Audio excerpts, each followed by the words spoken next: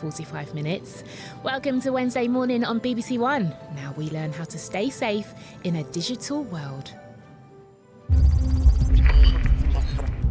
We live so much of our lives now online, it's inevitable that we have to divulge some personal information in the process. But that doesn't mean we should be held hostage to unscrupulous scammers. My heart dropped. I can see the transactions coming out of my bank account, 5,000, 10,000. The horror, the act. They got done up like a kipper, basically. In the last year, the UK has lost almost £500 million to internet scams. I saw my balance and it said 0. I just felt physically sick. I've lost all this money. You've not lost it, it's been stolen. The scammer's victims are left out of pocket and vulnerable. It starts to make you doubt almost everything. These guys out there know so much about me and I've not given permission for that. I felt stupid, I felt like completely humiliated by it. My mum Mavis and I are uncovering invaluable lessons for all ages as we look how to stay safe online and avoid the fraudsters' traps. The more information that the scammers have on you, the more problems you have. The bank will never, ever ask you to move money. As well as meeting the people working to apprehend the fraudsters responsible. Because we all need protection from the dirty, rotten scammers.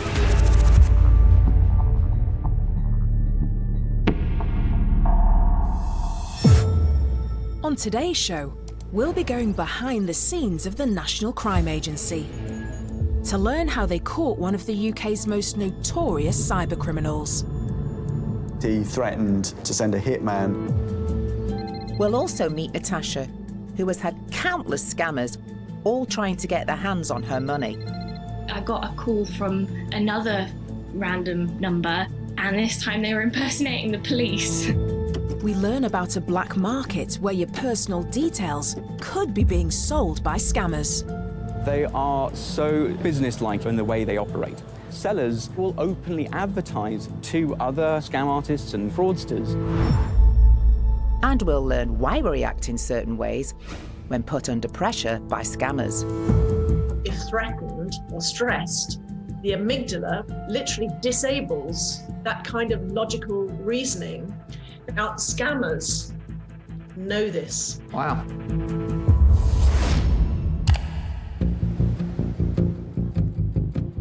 I don't know about you, but if I'm busy or I'm tired, I can find it so hard to concentrate. Well, you know what I'm like, Michelle. I find it difficult to concentrate at the best of times. Well, we're on our way to meet a nurse who was working through the pandemic and after another exhausting shift, got a phone call suggesting there was a problem on her account.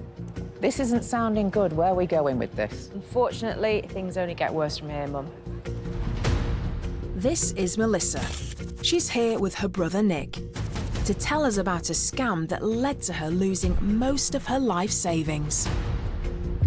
In April 2021, the 69-year-old nurse from Great Yarmouth had just finished a run of night shifts and was having her first week off in over a year when the phone rang.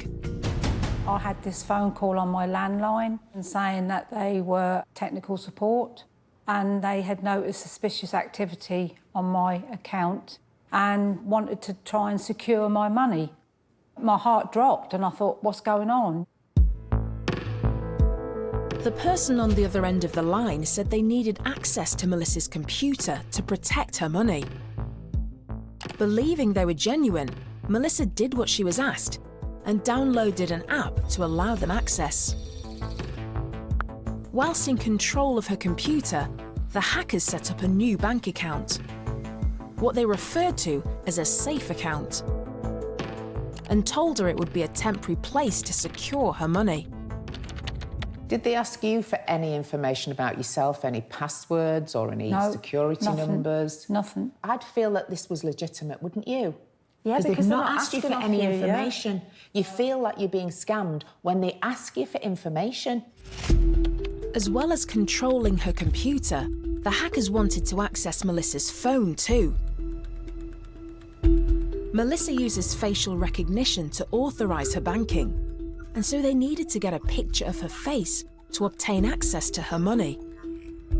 When it was asking for authorisation, they kept asking her, can you switch your camera on? I'm not a technical person, so I didn't really understand what they were asking me to do. They filled you with fear and worry. Yeah. And so whatever they're asking you to do, you think that you're doing it to keep your money safe. to keep my money safe. Initially, £3,000 was transferred from Melissa's current account to the new so-called safe account. And she was promised it would be returned once they'd secured her account with the bank. But then the next day, Melissa received another call informing her that more of her money had been targeted and another £3,000 needed to be transferred to the safe account.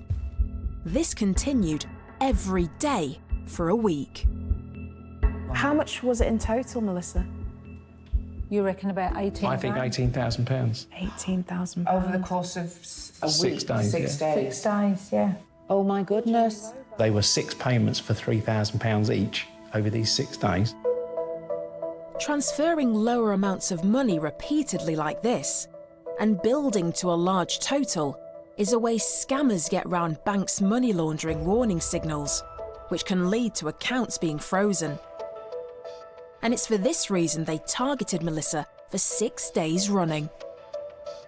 And at this point, there was no notifications from the bank whatsoever. Nothing. Any suspicious activity. Nothing. That's quite strange, isn't it? Another important factor was that Melissa had been working with COVID patients, so she was self-isolating alone to protect her family members. You're in the throes of a pandemic. You're on the front line nursing. You're not seeing family and friends because everybody's isolating, so you can't actually sit round the dinner table or, you know, where after you would work with a drink it. waiting. Yeah. Do you know what happened to me? I had this call and you'd have that natural chat. With the COVID situation, your mind had been on other things. And the scammers insisted Melissa keep quiet about their requests to transfer her money. They told Melissa that they thought it was someone that she knew. So therefore, please don't tell anybody because we would like to try and catch whoever's doing it. I was scared to say anything because I was told not to. I think I'd probably do exactly the same as you, Melissa. I'm thinking, gosh, if I speak to you or I speak to my children or anyone, I could be making the situation worse. Yes, I would probably have done the same thing. Yeah. When did you get to the point where you thought, you know what, I've been scammed? Probably the end of that week because I couldn't see my money coming back. And I contacted Sky and said, is this you? And they said, no. Oh dear. My heart dropped. Oh dear. And I thought, my God, I've been scammed. Melissa's £18,000 was nowhere to be seen. She got straight onto her bank, but they told her that they couldn't get her money back. Melissa, this is a huge amount of money. What kind of emotional impact has this had on you? Terrible, awful. Because that's money that I've saved over the years. And it's gone. And has there been any way to get it back? Well, I had a, sorry. Oh, no, honestly, Melissa, take your time, love. Take your time. This whole experience has had a huge impact on Melissa. Now, I'm scared if my phone goes off and I don't recognise the number. I just think, who can it be? Well, it's left you traumatised, doesn't it? Traumatised, yeah.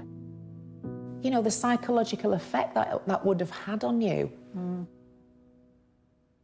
Melissa now wants to know more about how this happened to make sure it never happens again. So this is where our team of ethical hackers comes in. This group of highly trained professionals use the same techniques the scammers use, but they do it to prevent crimes.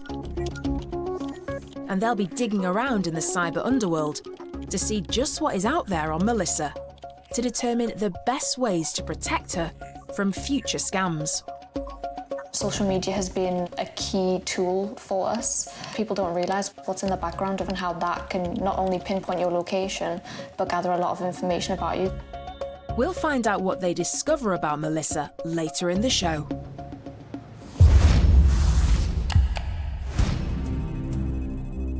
Whilst our ethical hackers get to work, I've come to meet Dan Sodergren, one of the UK's leading tech experts, to learn about the risks of allowing someone access to your computer. Melissa was asked to download an app so that they could help her secure her details and, you know, keep her account safe. So for Melissa, unfortunately, as soon as you download anything into your machine that allows someone else to control your machine, you are in deep trouble, because then they can get access to pretty much everything, because you've just let them in the house to rob your house. And you wouldn't give your front door key to a randomer, would you? It's exactly the same. Another thing that happened to Melissa, she was repeatedly asked to open her device so they could actually see her face. OK, so if you're repeatedly asked to do anything, it should be a trigger point. All biometric data, and this is very important, is kept on your phone. So if anyone asks you to do anything with that information, do not do it. It's potentially very dangerous. The biometric data that's kept on your phone can include things like your fingerprint or a scan of your face. And that information's out there now, isn't it? How safe is she now? The more information that the scammers have on you, the more problems you have. Dan, what should Melissa do now? She has to reset her passwords. Anywhere where she thinks she can be scammed, same principle, as soon as you think you've been burgled or you've lost your house keys or your credit card's gone, you know what you do next. This is the same here. We've got to be really digitally mindful. As soon as this happens, she has to kind of get as much as she possibly can away from the scammers. I do like the way you sort of explain that, because it makes it so real. You know, it makes you think, goodness me, I need to start treating online like it's my house. That's exactly it. It's the wild, wild west. You can never leave the doors open. Oh, gosh, that's a horrible feeling.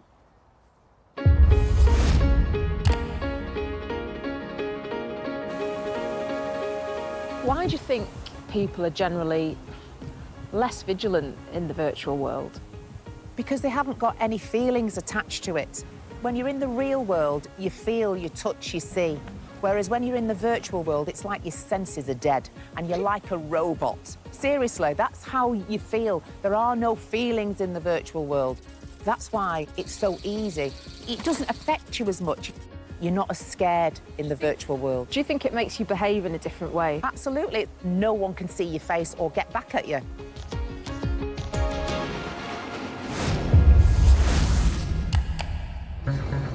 Our next story comes from Bristol, where writer Natasha has been at the mercy of countless scam artists since March 2021. It all started with a call from whom she thought was her bank.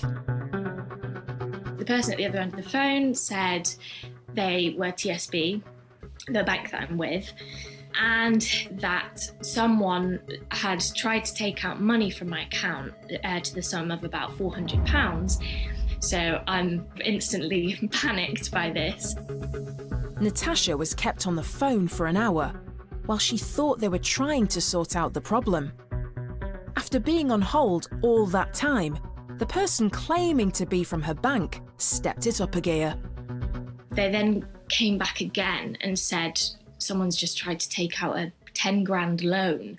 So that came as very much a shock to me. And at this point, I was in a state of anxiety and stress. I'd never been in this situation before. This was an elaborate ruse to get Natasha to transfer her money to them, under the guise that it would be kept safe. I was a bit sceptical, so I said, can you guarantee me in some way that you're legit and you actually are TSB? To which they said, check the number that we're calling from, and that number should match the number that is on the back of your TSB card. And it did match. So I was instantly like, cool, right, they're TSB. Confident she was speaking to her bank, Natasha went on to her internet banking to transfer her money to an account that was supposed to keep it safe. I then transferred the first lot over, which was £2,000. And then they said there'll be a bit of a glitch that comes up when you go to transfer your money over, but just ignore it. I saw that the bank that I was transferring it over to wasn't a TSB account, it was a Barclays account. And then they went, oh yeah, that's the glitch we were talking about. And then the penny dropped. And then at which point I just hung up and went into meltdown. Natasha's £2,000 had gone. Not only that, she then started to receive a barrage of calls from a variety of scammers, all trying to get more of her money. And as the weeks went on, they got more and more creative. I got a call from another random number, and this time they were impersonating the police, trying to catch the people who had taken the money off me. And then they said, okay, the way that we're going to track them is by transferring back over that money into the account again so that we can track the account. Obviously, I then instantly hung up the phone, but it was like incessant. I had like so many calls after that. It was stressing me out so much. Natasha contacted her bank, who investigated what had happened, and thankfully, they refunded her the £2,000. But the scammers continue to call and send texts. And so Natasha would like peace of mind that she won't be conned again. I think, yeah, it would be helpful to know what's out there on me and any sort of tips as to what I could be doing better or what I need to look out for would be very welcome. Well, we've got our team of ethical hackers on the case to find out exactly what information scammers have on Natasha and how she can stop them. And we'll be meeting up with her later in the show to reveal what they find out.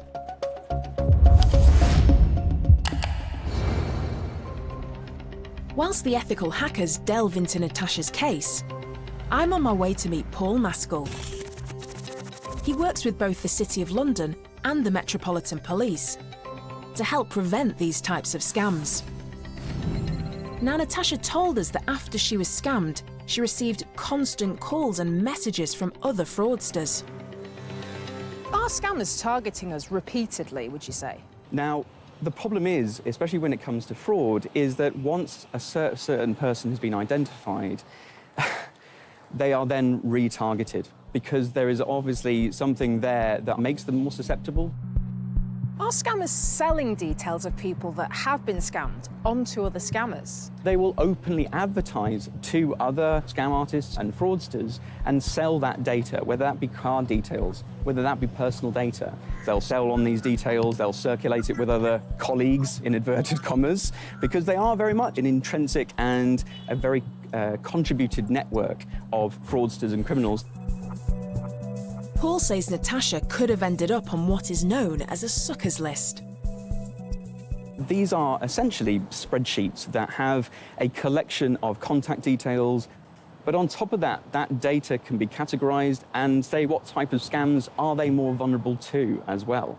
If people are worried that they or indeed a family member may have been put on a suckers list, what's the best thing for them to do? Now, they can sign up to the telephone or the mail prevention service in order to make them less likely to receive scam mail and online advertisements.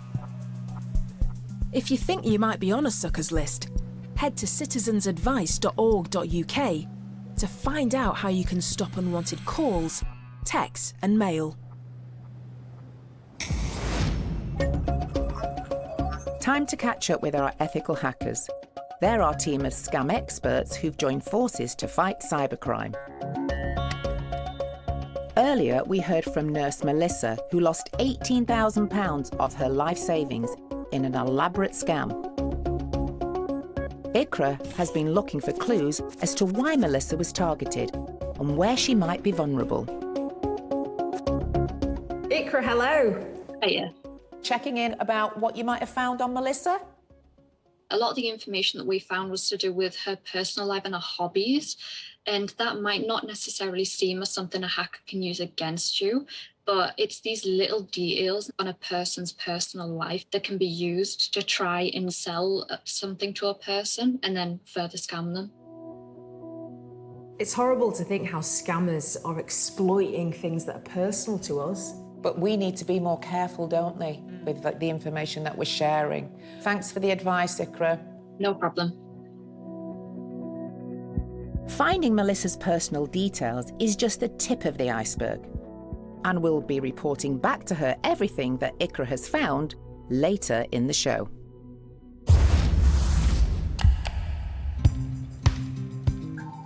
Michelle and I are both on social media, and we know how easy it is to not think about the possible ramifications of what we post online. You post things online like most people. Has a scammer ever tried to get in touch with you to scam you for anything that you sort of put online? I don't know whether it's a specific scammer, but I have noticed if there's certain things that I'm looking at, whether it's clothing brands or items, I'll start to see more sponsored by messages on my social media feeds. And some of them do look quite suspect, you know, so I'm always very wary of actually clicking on it. And the fact that I haven't actually sought it out, it's just come from me looking at nice things online. I don't like the fact that people are using that behind the scenes to try and feed me more information to make me click on a link. And you don't click, do you, love? No, I don't click. That's a good I don't girl. click. I'm pleased that Some you of them don't do click. look quite appealing. Don't click. But I don't click. Thank you. In 2020, over £57 million was lost to scams in the UK, where people saw a product advertised on social media, purchased it, and then it never showed up. So think twice. If you see a deal that looks too good to be true, it most likely is.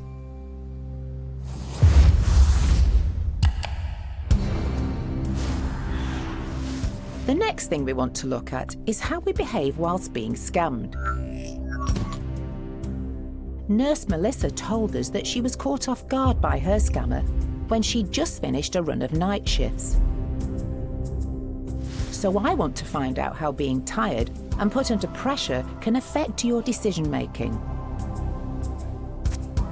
Dr. Gemma Calvert is a cognitive neuroscientist.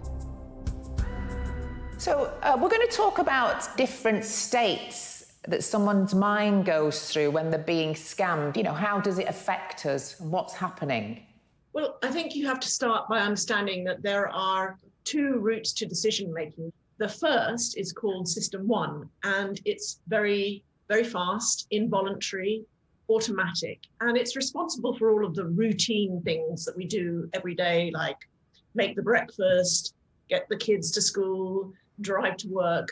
All of those things are taken by System 1. Yeah.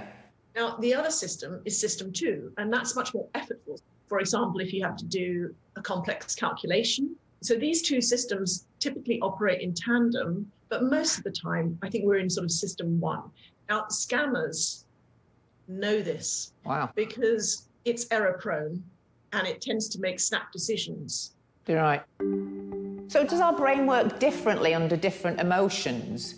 Yes, if we're feeling kind of calm, we are in a position to decide whether we want to use System 1 or System 2. However, if I become stressed or threatened, you experience what's called amygdala hijack, and that's exactly what a scammer wants you to do. The amygdala is a group of cells at the base of the brain which help control our emotions. Dr. Calvert shows me a picture of how this type of attack typically affects us. So what are we looking at here, Gemma? Well, you can see on the left, when you're in a calm or relaxed state, your higher cortex is able to think logically and rationally. But when we become threatened or stressed, the amygdala literally disables that kind of logical reasoning. Is there any way we can calm that hijack down? Yeah, with time, basically. You need to step back, calm down. You need to let the amygdala reset so that you can then apply a more logical, rational perspective. Good advice. Yes. If you're feeling under pressure, there's usually a reason behind it.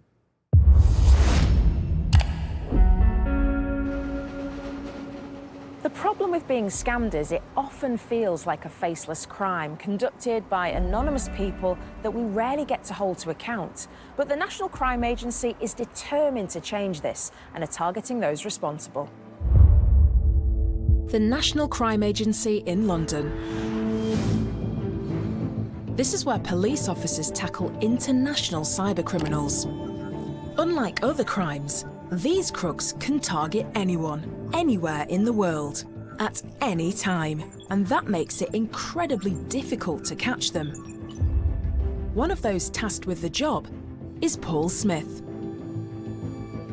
We're working on international cases dealing with criminals that are working across borders and with victims and with data held in multiple jurisdictions, and these are challenges that we are having to deal with every day.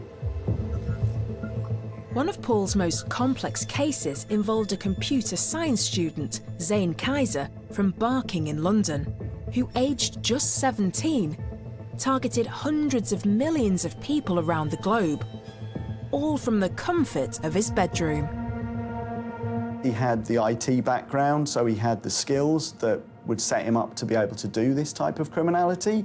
That is something that we do see quite regularly. Zain Qaiser started his criminal enterprise in 2012, when he would catch unwitting victims by placing adverts on popular websites. And when someone clicked on them, it would automatically install a malicious tool in the background of their computer, which would then hold them to ransom. The user would get a splash screen that would state your computer has been locked, and the only way that you're going to be able to access your computer is to pay a ransom. And in this case, that was anywhere between £300 to £500. These campaigns were viewed by millions of internet users in over 20 countries. As Paul continued his investigations into Qaiser's operation, he discovered that a Russian organised crime group were also involved. Together, they were making millions of pounds, and Qaiser was taking a 50% cut. Meaning this student, who was still living at home with his parents, was leading a very different lifestyle to his classmates. He spent significant sums of cash on holidays, on designer clothes, hotels, and significant sums in casinos. And Qaiser would do anything to keep his criminal enterprise going. So when some of the websites he was using to entrap his victims tried to stop him, he took extreme action. Mr. Qaiser would conduct online research on the employees or the owners of those companies and actually send threats to those individuals. So in one case, he threatened to send a hitman to target one of the owners of one of these companies. There is an arrogance to the way that he was conducting his criminality and the way that he was dealing with victims. And he clearly did not think that police were going to catch up with what he was doing. This was clearly someone who the National Crime Agency needed to take down. And in 2014, Paul and his team had gathered enough evidence to arrest him. He made one error, really. When setting up one of his advertising accounts, he provided an email account and a telephone number that we were able to attribute to Mr. Qaiser. The key evidence in the case was primarily a laptop that was seized from Mr. Qaiser's home address, and that contained copies of the splash screens that were used. Qaiser was charged with blackmail, fraud, and possessing criminal property. And in 2019, he was jailed for 6 years and 5 months, meaning a crucial member of an international organised crime gang was taken out of operation. At the end of a case such as this, I think there is a real feeling of relief. This group was considered to be within the top 10 most wanted impacting the UK, operating internationally. And we know that following his arrest, this criminality stopped. And that is obviously now millions of pounds that this crime group will not be obtaining as a result of this success.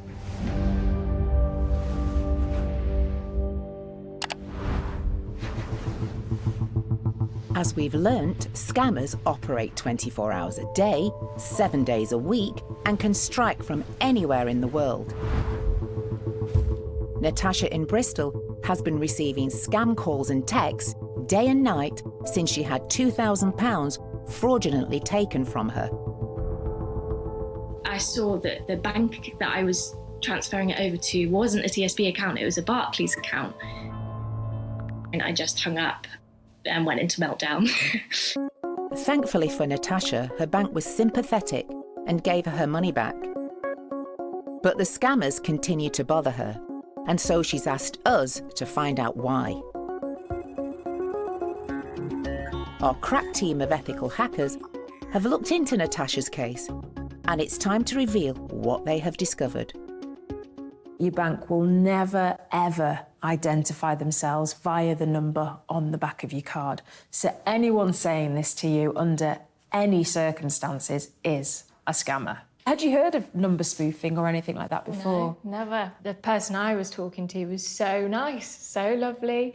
We kept telling me, it's not your fault, it's not your fault, don't worry, don't worry. And I thanked him about 1,000,000 times. And I think back now and I just put my head in my hands. Well, we just don't think we're being socially engineered, and it's only when you take a step out and think, hold on a minute, this was part of a bigger plan. I was a pawn within this whole scenario, but at the time you're so immersed in it, that seems like the last thing that would be happening. No, definitely, yeah. They catch you at the right time. And this is what we've found, haven't we, Michelle, that they do catch you at vulnerable times when you're tired, first thing in the morning, last thing at night, and it's all part of the scam. Our ethical hackers looked into why Natasha was targeted in the first place. When we were looking into your details online, we found that in 2018, your information was involved in a data breach. Are you aware of what a data breach is? Ish. So it's when, say, large companies or organisations that you might be affiliated with, the information that they hold on you has been accessed and leaked to the public. Natasha now questions everything she's done with her personal information online. I'm always typing in my email and my phone number into to log on to this and to log on to that. I kind of lose track of where I'm entering it. It all becomes a bit of an internet blur, and I couldn't tell you whether my email address is on that social media platform or that one, I don't know. We do have this blur amongst us all, and I think this is what the hackers prey on. Definitely. And here's the sucker punch. The data breach has meant that we were able to get hold of something Natasha thinks only she was in possession of. So if you want to turn over that white little card there, Natasha, is this a password that you've ever used? Yeah, a lot. We know for certain that that password is out there publicly for anybody to see. That's, yeah, scary. And it just really hits home. I do feel like that there's a very personal part of me that is just like anyone can see that. It's very invasive. That is something that nobody really knows other than you. You know, it's an invasion of you, the shock and the emotion that's attached. Very much so, yeah.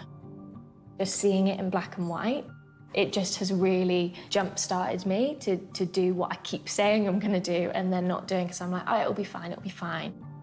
We would consider any account that has that password to be exposed, so definitely taking the time to really think through what accounts might be attached to that password. Like my main password. You need to change that. I need to change that. Yeah, I do. Set aside that time to do it. It will Definitely. be well worth doing it. Yeah, 100%. You know what? It's good that I know now. I need to stop using that password. So I'm going to have to go through a lot of accounts. So, Natasha, are you feeling a little bit more confident moving forward now? Definitely. It does feel like a clean slate. It's given me that momentum to just really sort it out once and for all. I can see that sharp intake of breath thinking, I'm going to get onto this. On the train back, I'm going to be frantically changing all my passwords. It's been a life-changing experience for Natasha, who's now much more aware of the dangers. I definitely feel much more equipped, empowered, in control of my online profiles and life. I'm ready for a clean slate and to really change all of my passwords and make them very hard for someone to sort of get hold of, because I don't want to go through this again.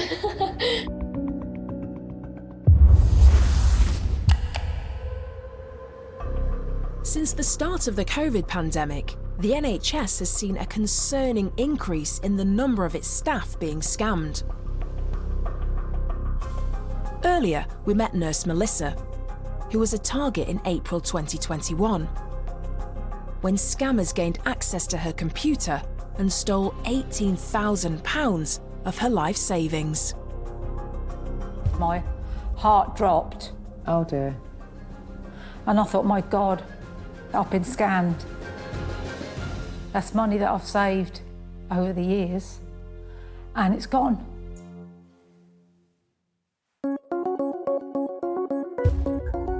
So we put our team of ethical hackers on the case to help Melissa understand why it happened and to try and restore her confidence. Hi, how you doing? Nice to see you. Now Melissa and her brother Nick are back to find out exactly what we've been able to uncover. So, Melissa, we think that your mobile number and other details were actually exposed through public Facebook profiles being scraped a couple of years ago. That is probably where it all started. Right. Scraping is a common tactic used by scammers. They use automated software to scour social media platforms for information on people, such as your email address, mobile phone number, and date of birth. And then this is shared with other criminals in online forums. I never knew any of that. I never knew heard of scraping or... I've never heard of it, Melissa. No. And as you say, you're not really a big internet user, but the use that you've had on the internet had those key elements of data in that the scammers were able to put together and start their scamming. Exactly, yeah. It's thought that more than 500 million users had their data involved in scraping, like that we're talking about with you. We would say to you that any calls that come to you now purporting to be from any company that you use, just be cautious, because there is information out there that's readily available. It's just unbelievable to think that out there is all your details. And also, like Michelle says, even if that company who says it may be Sky, it could be a mobile provider, even if their name comes up, don't accept that. No. Put the phone down and go to the legitimate website and find the contact number there. Exactly. Don't answer those calls. No. We believe the circumstances of when the scam on Melissa took place was a key factor. If the scammers looked at Melissa's social media, they could easily have seen that she was a nurse and therefore would most likely work shifts. You said you were working night shifts and you got this call at 9 a.m? Yeah. It's something that we don't think about, but it's actually a tactic that is often used with scammers. They'll really think about the time of day that they contact you. Yeah. We've all been dealing with the COVID thing. Your head is just all over the place with things that have gone on and you're trying to cope with. When I look back now, they obviously caught me at a bad time. It makes you feel ashamed that you let this happen. There are things that you can do moving forward now. You are not the only one that this has happened to. Unfortunately, it's happening the world over. But, you know, I've lost money, you know, that I saved hard for. I know. Another way the scammers have got hold of Melissa's details is through data breaches. We think your email address has actually been involved in 3 separate data breaches going back around 4 years. Right. And your mobile phone number has been involved in other breaches. Right. We believe that your password may also be available for scammers too. But it's not all bad news for Melissa. We've got plenty of suggestions for how she can keep herself safe in the future. So to be safe, we would recommend that you change your passwords for everything. I mean, take some time to secure all of your accounts. It is really time consuming, but generally, having that whole kind of cleanup will just make you feel so much safer online. I know what you've been feeling, and I know when we first met you, it was quite traumatic. What you don't want to do is let it control your life. Actually, it might sound scary, but just being aware that these things happen is the key to feeling safer and more confident online. Melissa's brother Nick has been her rock throughout this ordeal. And now he's ready to help get her safe online moving forward. We've given them a pack containing all the information Melissa needs to better protect herself online. How are you feeling about all this, Nick? It's a lot for Melissa to take in. I'll make sure that she gets through this. Yeah, this is it. You can take your time to slowly read through it together and make steps to, you know, to feel more confident. I know it's an emotional time for you, Melissa. Do you feel as though, you know, what we've said today is helpful in any way? Oh, yeah, definitely. I'm glad, you know, with Nick's help that I've sort of gone through those things to make sure that it can't happen again, and I shall be very wary of, you know, ever doing what I did again. And I tell you what, it's not going to happen to you again. No, it's not going to happen. No. It's been hard to take, but Melissa is determined to make the changes needed to ensure she's not scammed again. The knowledge that they've given me, I will be taking that back and hopefully dealing with it and protecting myself in the future. I think Melissa was really surprised about the amount of information that was out there on Facebook. It makes me think about the amount of information I've got out there on Facebook now. It is a worry. Yeah, it makes us all think more about it, and that's what's so important, remembering that every detail we post online could potentially be used against us. So next time you think of that next social media post, take a moment out and think about whether you really want to share it, because it could end up falling into the wrong hands.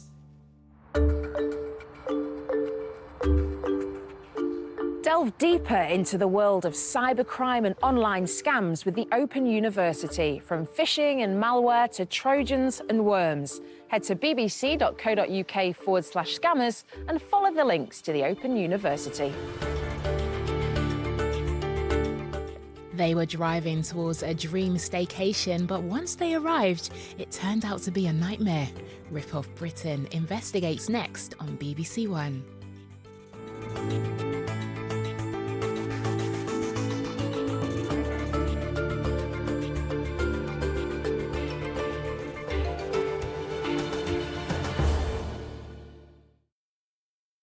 Welcome to Hungry